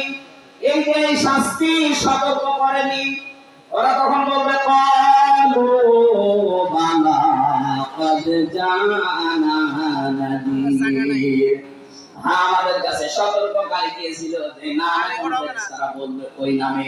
হয়তো আমির হামজা বলতে পারে, হোসেন আহমেদ বলতে পারে, রবিউল ইসলাম বলতে পারে, আবুল বাশার বলতে পারে, যারা আলেম নবীর উত্তরাধিকারী নায়েবে রাসূল তাদের নাম বলা হবে। এই জন্য রাসূল দিয়েছেন। তারা যখন স্বীকার করবে হ্যাঁ দিয়েছিল, তারপরে কি ফেরেশতারা এই কথা জবাব চাইলে ওরা বলবে ফাকাযাবনা ওয়া কুলনা মা নাযালাল্লাহু মিন শাই, আমাদের কাছে গিয়েছিল কিন্তু কথা শোনার পরে আমরা বিশ্বাস করতাম না, নিজের মনে মনে বলতাম এটা মনে হয় মিথ্যা কথা বলে। এরকম মন দেশে নেই, কথা বলেন ও বলবে যে এটা মনে হয় মিথ্যা কথা বলে, এরকম কিছু আল্লাহ নাযিল করেনি। আপনি নিচে কোরআন পড়তে পারেন না, পড়ছেন না, হামজা বলবে আপনি মানবেন না, আপনি কি হয়েছেন? কি বলেন কি হয়েছে? আপনি ধরা যেদিন খাবেন সেদিন ধরা এমন জায়গায় খাবেন, শুধরাবেন, সে পদ্ধতিও থাকবে না। এখন আফসোস করে বলবে ওয়াকালু লাউ কুননা নাসমাউ আও নাকিলু মা কুননা ফি আসহাবিস সাঈর। ওই সময় যদি তাদের কথাগুলো শুনতাম আর বিবেক দিয়ে যদি উপলব্ধি করতাম, যদি মেনে নিতাম, তাহলে এই সাঈর নামক জাহান্নামের দরজা দিয়ে আজকে আমাদেরকে আশা লাগতো না। তাদের নিজের অপরাধ তারা স্বীকার করবে। জাহান্নামের সাঈর যেটা তার অধিবাসী, তাদেরকে আল্লাহ বানিয়ে দেবে। ধরে বলুন নাউযুবিল্লাহ। খুলনাবাসী আমাদের বিবেক আছে, বিবেক যেন আমাদের কাছে লাগে আজকে থেকেই। হামজা তার বাবার কথা বানিয়ে বলছে আপনাদেরকে বাঁচার জন্য আয়াতের পারা, পৃষ্ঠা, লাইন, রুকু, সূরার নাম, তাফসীরের নাম সব বলে দিয়েছি। এরপরও যদি কারো বিবেক কাছে না লাগে, আমার মনে হয় ওর বিবেকের উপরে কুকুরে পোশাক দিয়েছে। তারপরও বলছি ঠিক, আশা করছি বিবেকটা কাছে লাগাবেন। বিবেক যদি সত্যি আপনার কাছে লাগে, আপনি রাস্তা পেয়ে যাবেন। কিন্তু যে মানুষগুলো জুলুম করতে করতে মানুষের বিরুদ্ধে অপপ্রচার করে মানুষকে দুনিয়ায় অপরাধী বানানোর জন্য যারা চেষ্টা চালিয়েছে, এদের বিবেককে আল্লাহ নিজে ফেলেন। সূরা আনফালের 23 নম্বর আয়াতে আল্লাহ জবাব দিয়েছেন, ওয়ালাউ আলিমাল্লাহু ফীহিম খায়রান লা আসমা'আহুম ওয়ালাউ আসমা'আহুম লাতাওয়াল্লাউ ওয়া হুম মু'রিদুন। ওই মানুষগুলো তো শুনবে না। আপনি যতই তাদেরকে শোনানোর চেষ্টা করেন, ওই মানুষগুলো শুনবে না। না শোনার পেছনে কারণে, ওদের শোনার মতো যে মন, এইটা আল্লাহ নষ্ট করে দিয়েছে ওদের অপরাধের কারণে। এখানে ফেরাউন যখন ডুবে যাচ্ছিল, ওই সময় কিন্তু শেষ কথা বলছিল এটা, আন্নাহু লা ইলাহা ইল্লাল্লাযী আমানাত বিহি বানু ইসরাঈল। ও বলেছিলাম ঈমান আনলাম ওই আল্লাহর উপরে, যে আল্লাহর উপরে ঈমান এনেছে বনি ইসরাঈল সম্প্রদায়। আমি তো মুসলমান। আল্লাহ বলেছেন আল্লাহ, এখন তাফসীরে আমি হাক্কা নিতে পড়েছি। জবাব দিয়েছেন মুফাসসিরিন ইকরাম, ওকে আল্লাহ পাক জিবরাইলকে কেন বললেন মুখের উপরে কাঁটা লাগিয়ে দাও? এই জন্য বলেছিলেন কারণ লোকটা আল্লাহ একাত্মবাদের ঘোষণা দিয়েছিল, কিন্তু ওই জামানার প্রেরিত পুরুষ যিনি, ওই জামানার নবী রাসূল যিনি, হযরত মুসা, তাকে সে স্বীকার করেনি। বাংলাদেশে আমি একটা মিলিয়ে দেখলাম অনেকের জীবনের সাথে মিলে যাচ্ছে। ফেরাউন ঘোষণা দিয়েছিল আল্লাহর কাজ, বলেন বলেন, কিন্তু ওই জামানার প্রেরিত পুরুষ যিনি, তার ঘোষণা সে দেয়নি। ওদের যদি বলতো লা ইলাহা ইল্লাল্লাহ মুসা কালিমুল্লাহ, আল্লাহকে মাফ করে দিত। কিন্তু আল্লাহ ঘোষণা দিয়েছে। আজ বাংলাদেশের দিকে তাকান, অনেক নাম ভাই মুসলমান এখানে বসে আছে, তারা আল্লাহর ঘোষণা দেয়, আল্লাহর হুকুম মতো নামাজ পড়ে, রোজা রাখে, হজ করে, দান সাদকা করে। এটা চারটা কথা বললাম, এগুলো হুকুম কার? আর রাসূলের। এগুলোকে একটা রাসূলের হুকুম। বলেন না কেন? নামাজ পড়ে, রোজা রাখে, হজ করে, দান করে, হুকুম কার? আল্লাহর বিধান হয়তো মানে, কিন্তু এই জামানার যিনি প্রেরিত পুরুষ, কিয়ামত পর্যন্ত যিনি নবী আর রাসূল, তার রিসালাতের ঘোষণা যখন দিতে বলা হয়, তার জীবন মানার কথা, তখন বলে না এটা রাজনীতি। আল্লাহর কসম, আপনার মরণ হবে ফেরাউনের মতো। ও যদি আমার আল্লাহর ঘোষণা দিয়ে, রিসালাতের ঘোষণা না দিয়ে মারা যায়, ওকে আল্লাহ যদি বলে তোর ঈমান নসিব হবে না, আন এখন কেন? আপনিও যারা এই দেশে আছে, বহু মানুষ আমরা দেখতে পাচ্ছি, বলার আগে আওয়াজ করি না, রোজা রাখি না, হজ করি না, দান সাদকা করি না, করে এরকম কাজ। বলেন বলেন, কিন্তু এই জামানার প্রেরিত পুরুষকে মুহাম্মদ রাসূলুল্লাহ, তার জীবনের 23 বছরের জিন্দেগি নবুয়তে, সেটা 13 বছর আপনি মানেন মক্কার কা, মদিনার 10 বছর বলতে গেলে আপনার কাছে রাজনীতি মনে হয়। আপনার মরণ হবে ফেরাউনের মতো। আপনার বিবেক কেন কাজে লাগে না? বিবেকটা কাজে লাগে এখন। ফেরাউন এখন মিশরের পিরামিডে আছে। সামিয়াউমা লনাজ্জিকা বিবাদানিকা লিতাকুনা লিমান খালফাকা আয়া। তোকে আমি নিদর্শন করে রাখলাম, কিয়ামত পর্যন্ত তোর পেছনে যারা আসবে তারা যেন তোকে নিয়ে শিক্ষা নিতে পারে, কিন্তু না। ওয়াইন্না কাসীরাম মিনান নাসি ওয়ান আয়াতিনা লাগাফিলুন। অধিকাংশ মানুষ তোকে দেখতে যাবে, তোকে দেখে আসবে, তোকে দেখা পর্যন্ত শেষ, কিন্তু তারা শিক্ষা নেবে না। এই দেশে যারা দায়িত্বে ছিল, অনেক মানুষ বাইরের বিভিন্ন দেশ ভ্রমণ করেছে, ওখানে যাওয়ার পরে বিভিন্ন নিদর্শন দেখেছে, কিন্তু দেখার পরে তাদের বিবেকে কাজ করেনি, বিবেক মরে গেছে। ইন্না শাররাদ দাওয়াবি ইনদাল্লাহি সাম্মুল বুকমুল্লাযিনা লা ইয়াকিলুন। সূরা আনফালের 22 নম্বর আয়াতে আল্লাহ জানিয়েছেন, যত সিস্টেম করেছি সব চাইতে নিকৃষ্ট আমার কাছে ওই লোকটা যার বিবেক কাজে লাগে না। আমাদের অন্তত আল্লাহ তাদের বিবেক দিয়েছে, বিবেকটা কাজে লাগাবেন না লাগাবেন না? যারা লাগাবেন না তারা বিশ্বাস করে নেবেন জাহান্নামী। আল্লাহুম্মা আইয়ুনুল্লাহ ইয়াবসিরুনা বিহা। আল্লাহ আমাদের চোখ দিয়েছেন, যেটা দেখার দরকার ওটা আমরা দেখি না, যেটা না দেখা দরকার ওটা আমরা অনেকেই দেখছি। কথা বলেন ঠিক কিনা? তাদের মোবাইলে এমন কোন দৃশ্য আছে যেটা নিজে দেখলে আনন্দ পায়, অন্য কেউ দেখলে লজ্জা পায়, এমন দৃশ্য নেই? একরকম না। যেগুলো আছে এই মুহূর্তে ডিলিট করা লাগবে। যেটা নিজে দেখলে আনন্দ পাচ্ছেন, অন্য কেউ দেখলে আপনি কষ্ট পান, লজ্জা পান, এই দৃশ্যটা হারাম, এটা এই মুহূর্তে ডিলিট করা লাগবে। কারা ডিলিট করবেন হাত তুলেন তো। এটা আমরা মোবাইলে বলে বেরিয়ে গেল নিয়ে আমি করা রেডি আপনি দেখেন কি আছে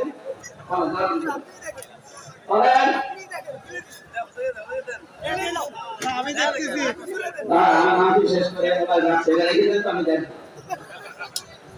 আল্লাহুম লা ইউসিরুনা বিহা আনাসো গাছে জিন্দা বিনা দেখার ভান করেছিলেন 28 অক্টোবর আপনি দেখতেছেন তার বড় দলীয় লোক কিছু বলেননি তাই কথা বলেন না আজকে ওর 100 ভাগের 1 ভাগ কিছু হলে আপনি চিন্তা ওঠেন কেন ওই সময় আপনার বিবেক মরে গেছে ওই সময় আপনার চোখ ছিল না আল্লাহুম আযানুন লা ইয়াসমাউনা বিহা ওদের কান আছে কিন্তু ওরা শুনেনি দুনিয়ার সব কিছু শুনতো আমার কোরআনের কথা শুনতো না কথা বলে ঠিক কিনা কত কিছু রেডিওর পর্দায় শুনতেন টেলিভিশনে শুনতেন পত্রিকায় শুনতেন শোনার পর বলতেন না খালি বিভিন্ন রকমের মিথ্যা ট্যাগ দিয়া তো সব ছেড়ে দিতেন তার বিবেকটা এই কানটা চোখটা কি করেছিলেন এই তিনটি ইন্দ্রিয় শক্তি যারা কাজে লাগায় না উলাইকা কাল আনওয়াম আল্লাহ বলে মানুষ না চতুষ্পদ জানোয়ার বালুহম আদম তার চাইতে নিকৃষ্ট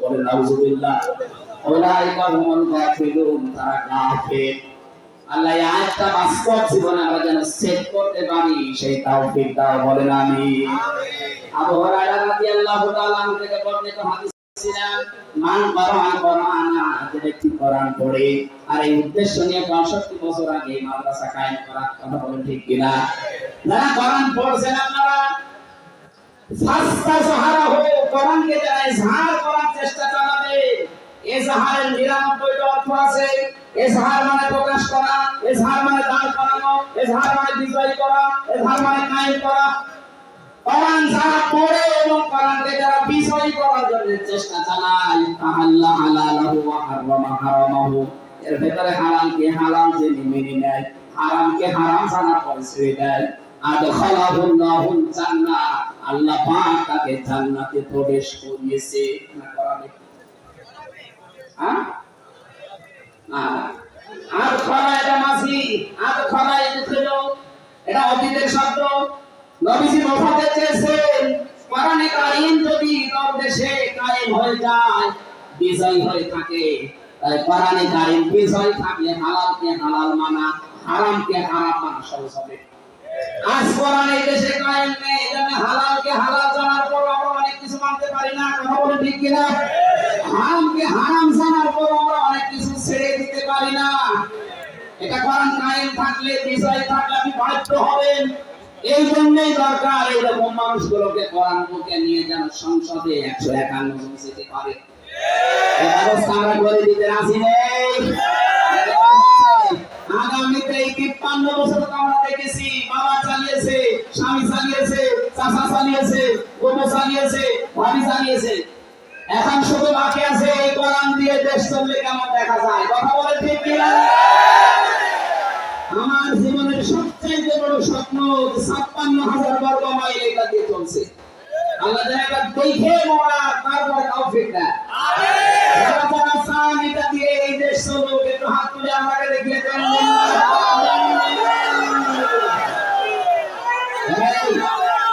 এই ভাবে যদি আমাদের এই দেশের 1,000 কোটি মানুষের কাছে নাও পৌঁছাও আল্লাহ উদ্দেশ্য নিয়ে আমাকে দেখে আমাদের মাফ করে দেন আল্লাহুম্মা আমিন لا إله إلا أنت سبحانك إني كنت من الظالمين لا حول ولا قوة إلا بالله العلي العظيم এই মানাজাত বসে করে মানাজাত বসে করে আমি মুসাফির মানুষ ربنا ظلمنا أنفسنا وإن لم تغفر لنا وترحمنا لنكونن من الخاسرين رب العالمين করুণা শিরোমণি ঐতিহাসিক এই ময়দানে কেন্দ্রিক ব্যাপী তোমার কোরআনের কথা বলা হচ্ছে সর্বোপরি দিবসে আমরা বিবেকের উপরে কিছু কথা বলার পর শোনার পরে আমাদের বিবেককে কাজে লাগানোর তৌফিক দাও বিশাল আয়োজনে যদি সওয়াব দিয়ে থাকো প্রতিদিন হারিয়ে দাও আলোচনার সাথে এই মাহফিলের সাথে যারা যুক্ত আছে তাদের মা বাবা নেই আল্লাহ কবরগুলোকে তাদেরকে সওয়াব পৌঁছিয়ে শান্তি বৃদ্ধি করে দাও। আজকের মাহফিলের সভাপতি আমার গোলাম অধ্যাপক মিয়া গোলাম পরোয়ার তার বাবাকে হারিয়েছে। সন্তানের হাত নাকি তুমি ফেরত দাও না। তার অনেকগুলো ভাই বোন হাত তুলেছে। সন্তানদের ওসিলা করে মরহুম মিয়া আব্দুল হামিদকে মাফ করে দাও। তার কবরটা জান্নাতুল ফেরদাউস বানিয়ে দাও। আল্লাহ তাআলা ডাক্তার শেখ মোহাম্মদ বিন সাহেব কিছু আগে দোয়া চেয়েছে তার বাবার জন্য। মরহুম শেখ আকিস উদ্দিনকে তার স্ত্রী সহ কবরে আসেন মাফ করে দাও। এই মাহফিলের সাথে যারা জড়িত এই মাদ্রাসার দায়িত্বে যারা আছে হযরত ওমরের মতো তাদেরকে তুমি ক্ষমা করে দাও। সম্মানিত মা বোন যারা এসেছেন এদেরকে তুমি খাদিজার মতো আয়েশার মতো বানিয়ে দাও। অনেকে স্বামী সংসারে অশান্তিতে আছে, আল্লাহ তুমি তাদেরকে শান্তি দান করো। তাদের পেটে এমন সন্তান দান করো আল্লাহ তাআলা, যেটা হযরত ওমরের মতো হবে, হযরত আবু বকরের মতো হবে, হযরত খালিদ ইবনে ওয়ালিদের মতো হবে। 3টা বছর আমি জেলখানায়, আমি অসুস্থ হয়ে পড়েছি আল্লাহ, স্বাভাবিক হচ্ছে না শরীরটা। তোমার কাছে আমি ভিক্ষা চাই, আমার কণ্ঠ, আমার শরীর, আমার এজেন্টকে তুমি আগের অবস্থায় আবার ফিরিয়ে দাও।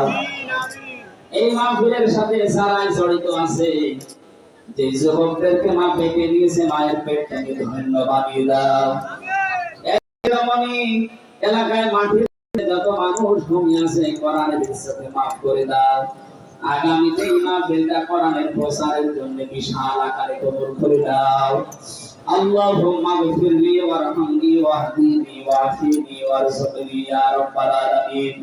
আল্লাহ মা বাজাদের বেঁচে আছি সেই সালামতে রাখো, সুস্থ রাখো। আমার সফর সঙ্গে মাওলানা হোসাইন তার বাবাকে হারিয়ে ফেলেছে ছোট বয়সে, আল্লাহ তার বাবার কবরটা তুমি জান্নাত বানিয়ে দাও। আমিন। বারাকাল্লাহু লানা ওয়া লাকুম ফিল কোরআনিল আযীম। তখন কার কাছে আজরাইল আসে জানি না, যখনই আজরাইল আসবে একবার হলেও যেন পড়তে পারি ইল্লাল্লাহু মুহাম্মাদুর রাসূলুল্লাহ। আসসালামু আলাইকুম। আমার লিখিত বই আছে, যদি লাগে গাড়িতে আসে যাওয়ার সময় নিয়ে যাবেন, মেয়েদের জন্য কাজে লাগবে।